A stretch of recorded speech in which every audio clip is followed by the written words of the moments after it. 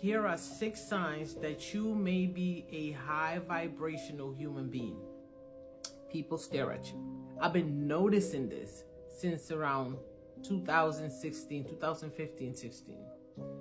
They look at you, they stare at you around your head. People stare at me, they like this. Look, looking at my head, looking at my mouth, look in my eyes, smile on their face. I get this a lot.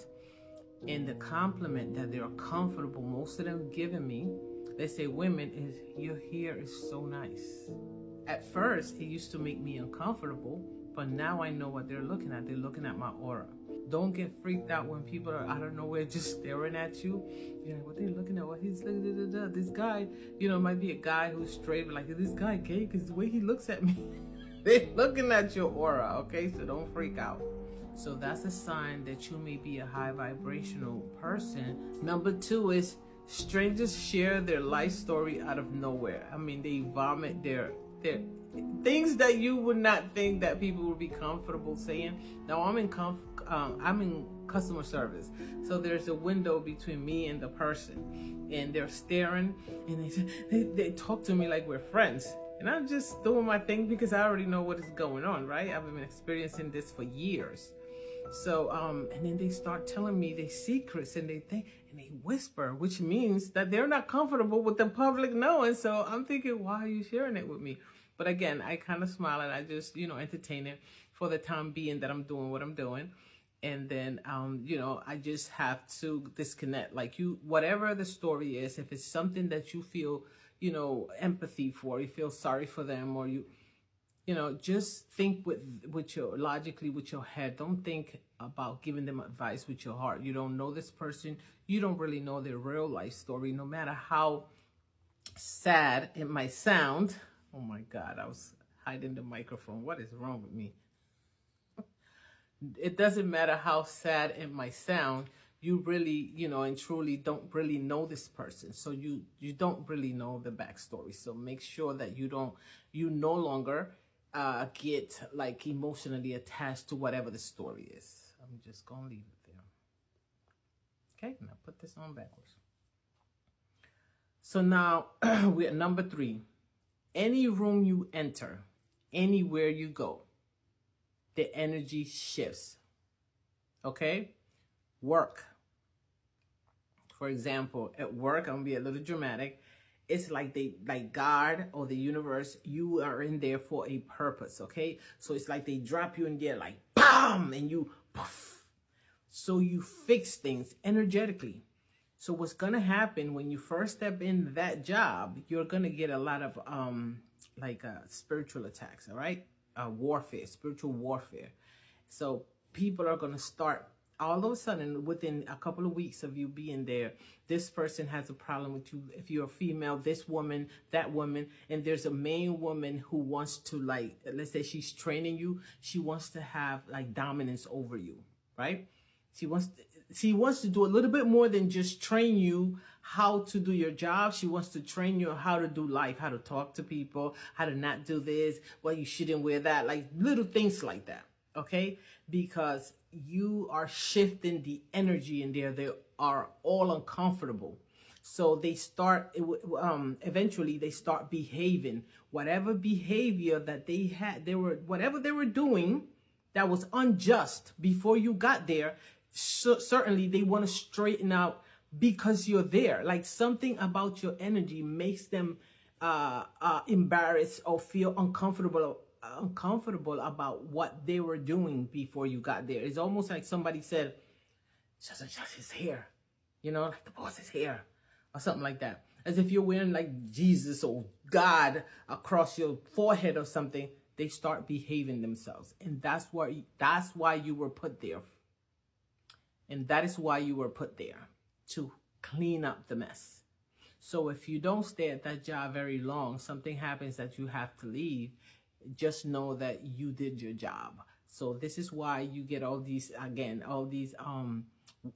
spiritual attacks while you're there, all this psychic attack, and you feel like this one don't like you and that one don't like you. You start to, if you're smart enough and if you've been going through this for a while, you start just chilling and no longer letting those things bother you, affect you in any way. letting those things affect you in any way, because you get used to, okay, this is what it is and I know what is going on. Let's say family events, right? You walk in and all your cousins are talking and everybody's talking, and for some, you come in and all eyes are on you. You're not the best dressed, you're not wearing the most flashy whatever, but somehow all eyes are on you, and those, your family say hi, hey, they want to give you a kiss and all that. And okay. And eventually you just stay to yourself because it feels weird. But it's almost like you walked in and somebody was like, here. Okay. And then the one rowdy person just kind of like chills, and you're like, what? Don't pay no mind to it. It's just your energy that's in there. You came to fix things. So they all gonna start behaving around you. I've experienced this many times. But at first, it used to make me mad because I thought I was an ordinary individual. So I'm like, why can't they treat me the way they treat everyone else? This person just started, but they friends with her. I thought it was personal. No. Energetically, yes, it might be personal. All right. So now we go to the negative. Number 4. Your enemies fear who you are, which goes hand in hand with what I just said. They don't know who you are, but they think they put you up there, so they think they know who you are. They think you're like a goody two-shoe, like, oh, what she talks like that, and what he talks, and you think you're not even articulate. You think you're just an ordinary individual, but they see different because they're seeing something else. They're feeling something else. Your energy is high vibrational. Okay. Number 5. Toxic people do not like you from the door because of your authenticity. And that's another thing. When you express yourself, you speak truth, right? All they do is lie or cover things. So you don't take you half truth or omit certain things from their story. And you just speak. No fear. And you don't understand how people are jealous of this. They're envious of that. And it makes them uncomfortable. Number 6. People hide who they really are, fearing that you may judge them because they are secretly comparing themselves to you. That one speaks for itself, okay? They are comparing themselves to you. They have you on this pedestal. What you'll notice, right? They start dressing differently. They start expressing themselves a little bit more eloquently, right? They start to clean up if they're messy. Things that... Listen, I am just a regular person. I am not super neat. I'm just not very messy. I don't like mess around me. So if I see a confusing mess that I didn't put there, I don't know what these things are, so I'm going to fix it up. I keep myself looking decent and neat and smelling good. That's just for me. That doesn't mean that I am this neat freak who eats healthy all the time and speaks proper. And you see how I speak right now? That's how I speak. Okay? I just... in a different, like I'm at work. This is the thing about work. When you go to work, it's like you are playing a character in a show or a movie. You're in there for that. You don't bring your personal feelings to work. I don't do it anymore, but I used to. You don't bring your personal personality to work. You wearing a hat, put the hat on and do your thing. And when you get off of work, then you are who you are. That doesn't mean that I'm there lying and being fake or nothing. I'm there to play a part. And that's what a lot of people are missing. You're there to play a part. Okay? And leave all your personal feelings and your jealousy and the competition. Those are all personal views, personal feelings, personal actions, personal thoughts, conversations. Nothing personal at work. Another thing, I used to share more about my personal life. I don't, very little, just automatically though, because of all the lessons that I learned during my awakening. Those were flaws in my personality, if you ask me. It's okay to be honest. It's okay to be sincere and authentic, but there's a right place and time for that, and it's not at work. Okay, especially if any of these things make you think that you are a high vibrational person. Now, let me talk about entering the room again. Family events, at work with friends. You may have known these people for many, many years, but as time went on, especially if you had gone through an awakening, you have grown spiritually in ways that they have not, right? You have ways that have improved, right? Because you've been working on yourself. There are some people that just stay who they are. They're comfortable with that. That's their comfort zone, so they stay who they are.